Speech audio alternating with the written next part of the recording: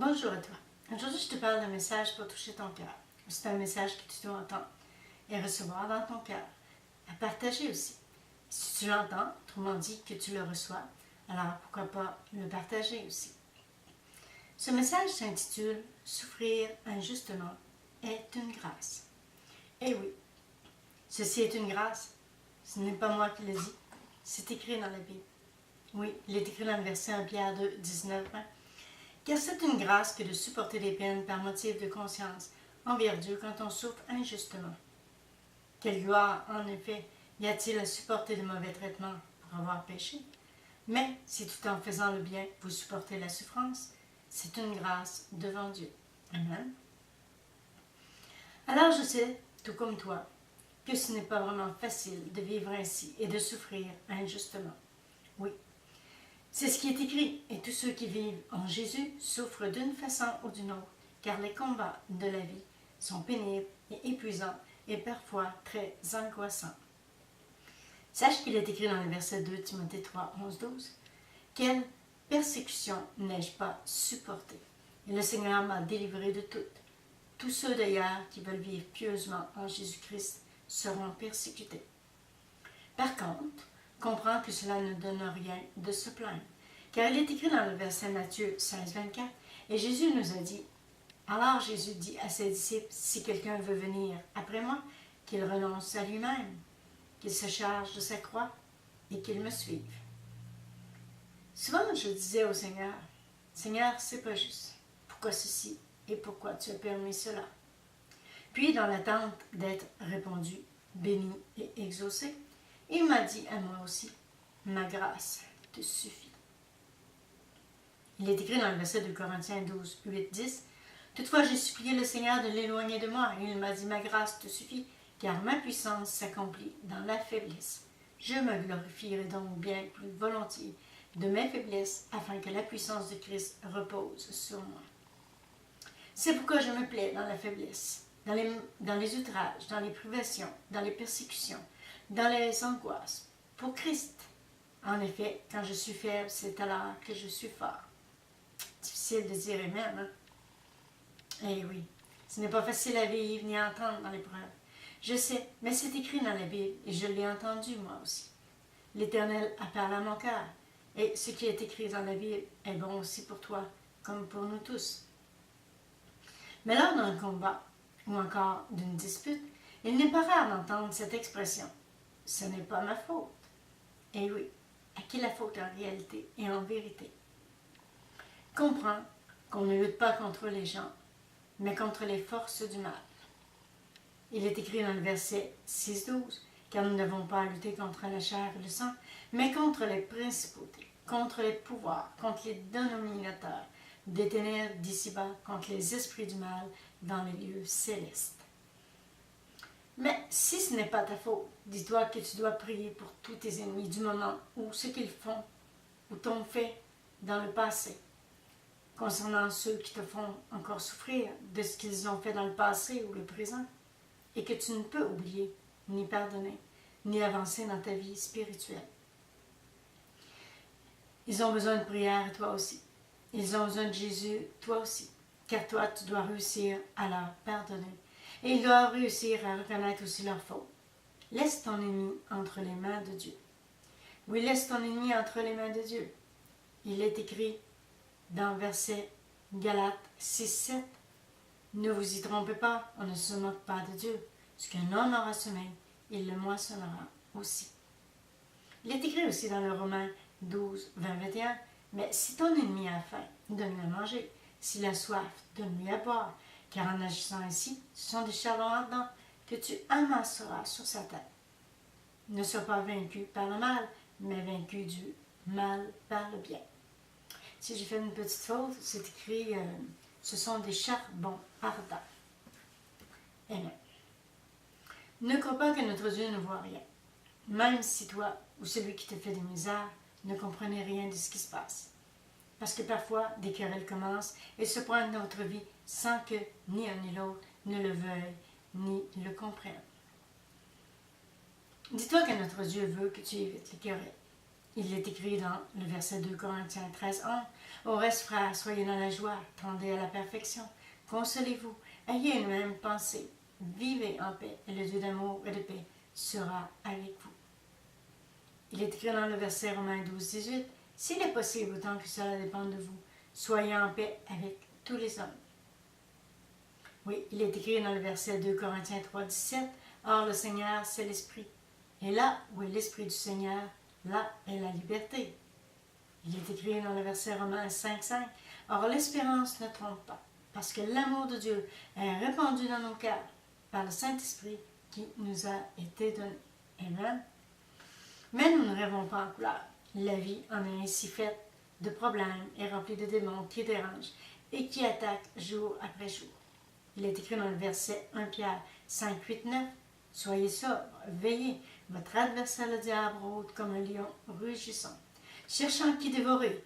Résistez-lui ferme dans la foi et sachant que les mêmes souffrances sont imposées à vos frères dans le monde. L'important, c'est que tu confies ton ou tes problèmes, tes peines, tes inquiétudes, tes souffrances à Jésus, ainsi que ceux qui te font souffrir ou ce qui te fait souffrir.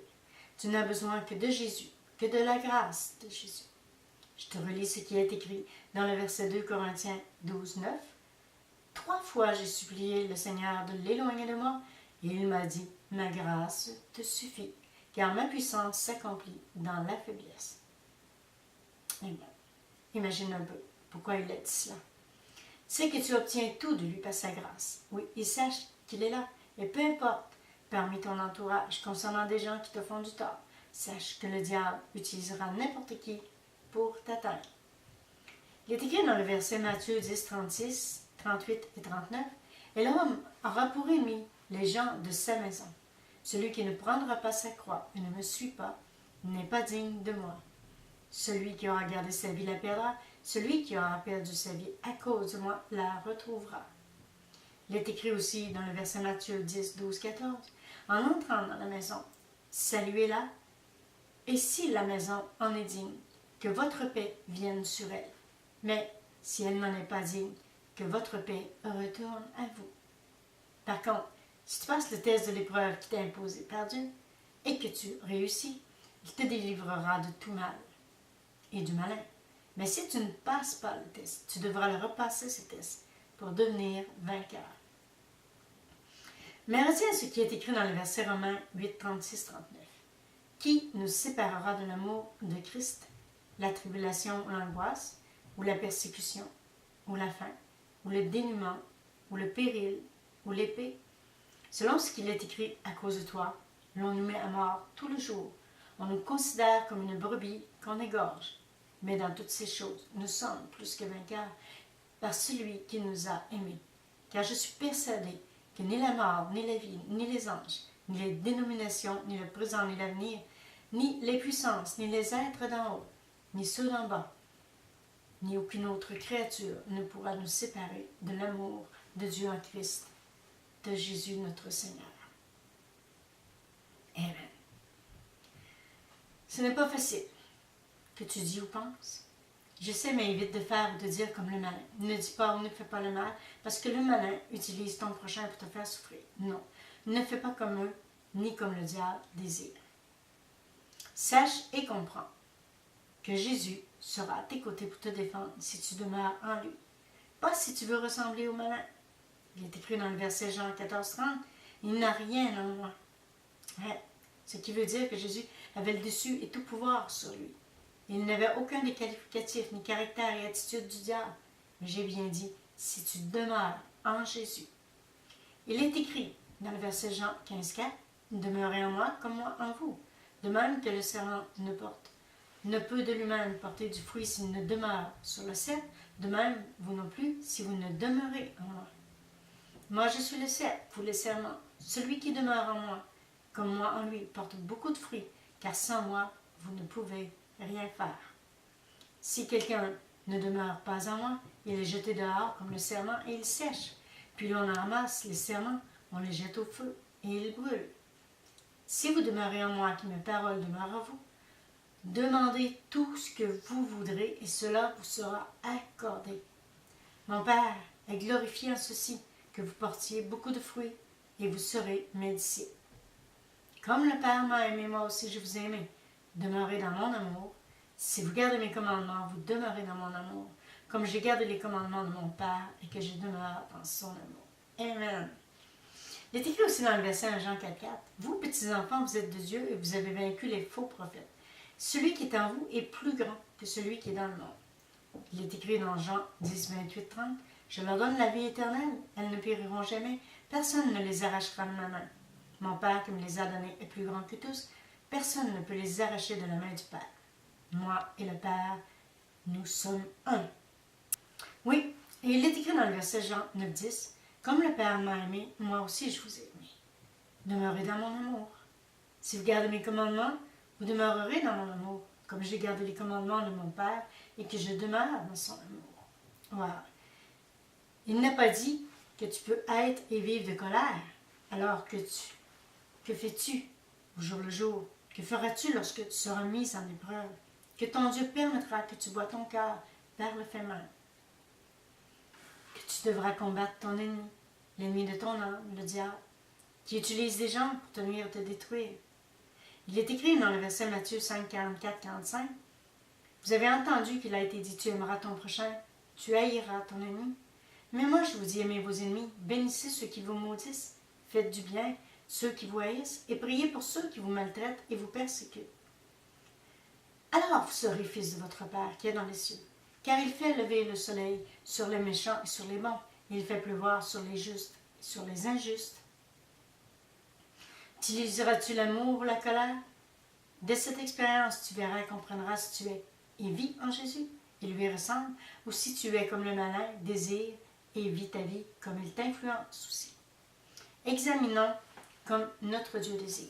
Il est écrit dans le verset Galates 5, 20 Le fruit de l'esprit est amour, joie, paix, patience, bonté, bienveillance, fidélité, douceur, maîtrise de soi.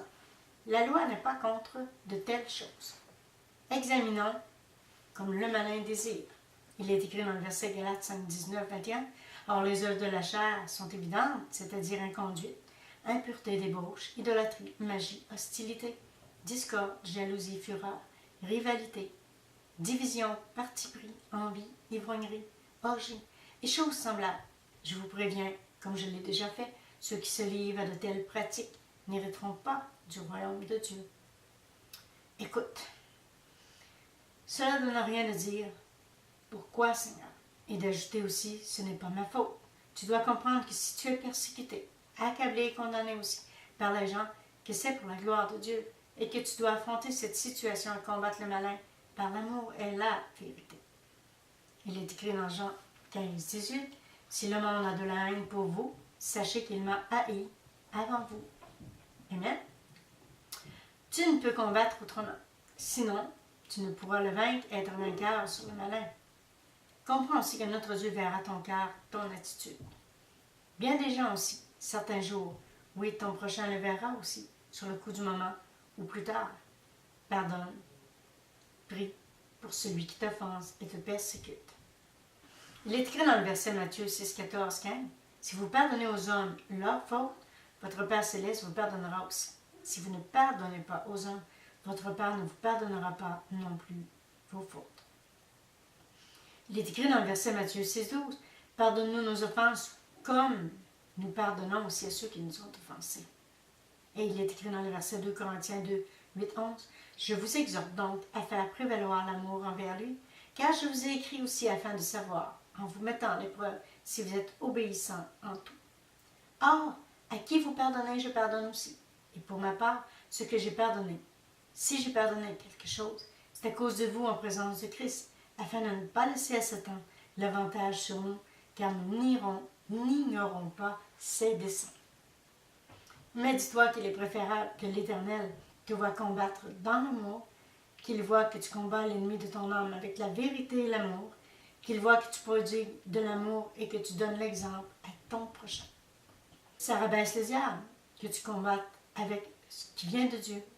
Il est écrit dans le verset 2 Corinthiens 10, 3 à 5 Si nous marchons dans la chair, nous ne combattons pas selon la chair.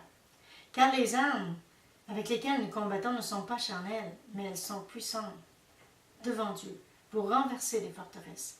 Nous renversons les raisonnements et toute hauteur qui s'élève contre la connaissance de Dieu. Nous amenons toute pensée captive à l'obéissance de Christ. Amen. Il est écrit dans le verset Éphésiens 6, 11, 18, « Revêtez-vous de toutes les armes de Dieu afin de pouvoir tenir ferme contre les manœuvres du diable. Car nous n'avons pas à lutter contre la chair et le sang, mais contre les principautés, contre les pouvoirs, contre les dominateurs des ténèbres d'ici-bas, contre les esprits du mal dans les lieux célestes. C'est pourquoi prenez toutes les armes de Dieu, afin de pouvoir résister dans les mauvais jours et tenir ferme après avoir tout surmonté. Tenez donc ferme, ayez à vos reins la vérité pour ceinture, revêtez la cuirasse de la justice, mettez pour chaussures à vos pieds les bonnes dispositions que donne l'évangile de paix. Prenez en toutes circonstances le bouclier de la foi avec lequel vous pourrez éteindre tous les traits enflammés du malin. Prenez aussi le casque du salut et l'épée de l'esprit qui est la parole de Dieu. Priez en tout temps pour l'esprit avec toutes sortes de prières de supplications. Veillez-y avec une entière persévérance. Priez pour tous les saints. Amen. Le malin n'aime pas et fuit l'amour. Mais toi, que préfères-tu en vérité et en réalité? L'amour ou la haine? Tu as le temps d'y penser aujourd'hui, mais n'attends pas d'être en épreuve pour le comprendre. Mais lorsque tu auras compris et que tu seras en épreuve, démontre au diable que tu es vainqueur sur lui, que jamais tu ne lui ressembleras et ne lui obéiras. Quelle est la meilleure attitude d'un enfant de Dieu? Tu connais maintenant la bonne réponse et la seule attitude que tu dois répondre et avoir devant ton Dieu, en mettant en pratique chaque jour de ta vie. Tu veux être vainqueur? Tu veux être quelqu'un de bien? Que l'Éternel soit fier de toi et te voie combattre dans l'amour et la prière? Oui. Car c'est ainsi que tu seras vainqueur. N'oublie pas que seule sa grâce te suffit. Il est écrit dans le verset 2 Corinthiens 12, 9, « Il m'a été mis une chair dans la chair, un ange de Satan pour me souffleter, pour que je ne sois pas enflé d'orgueil. 3 fois j'ai supplié le Seigneur de l'éloigner de moi, et il m'a dit, « Ma grâce te suffit, car ma puissance s'accomplit dans la faiblesse. Je me glorifierai donc bien plus volontiers de mes faiblesses, afin que la puissance de Christ repose sur moi. » Amen. Pourquoi? Parce que cela vient de Dieu pour te bénir, te suffire en tout point, en tout temps. Et cela, peu importe ce qui se passe autour de toi, ou celui qui t'offense et te persécute.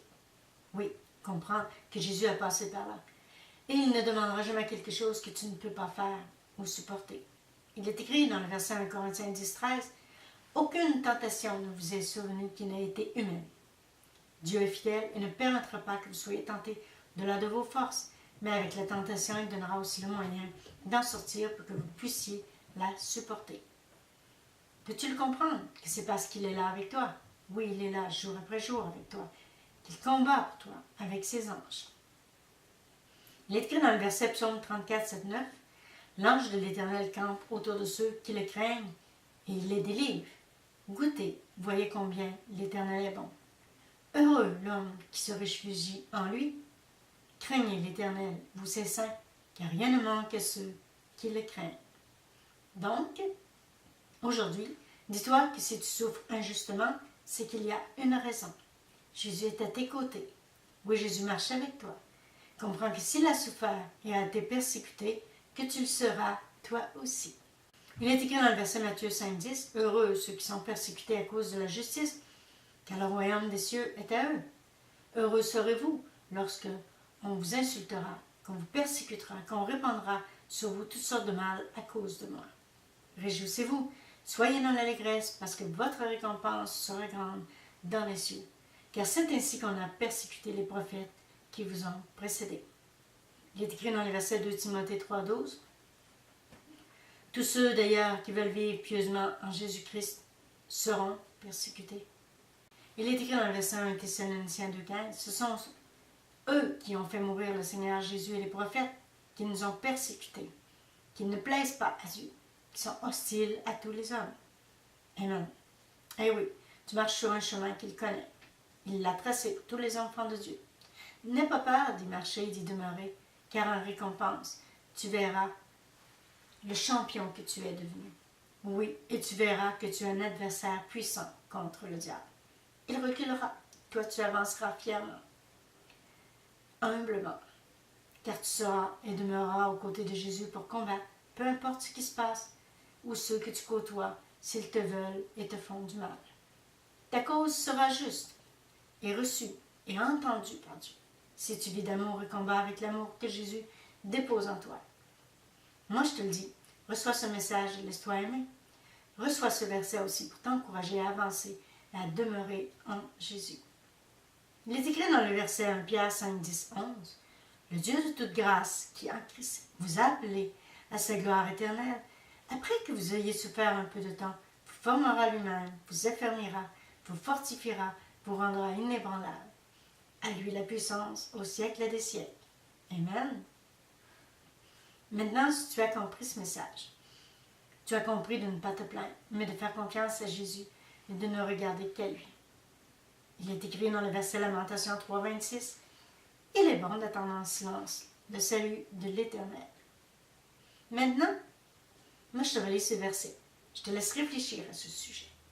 Il est écrit dans le verset 1 Jean 4, 4, « Vous, petits enfants, vous êtes de Dieu, et vous avez vaincu les faux prophètes, car celui qui est en vous est plus grand que celui qui est dans le monde. » Amen.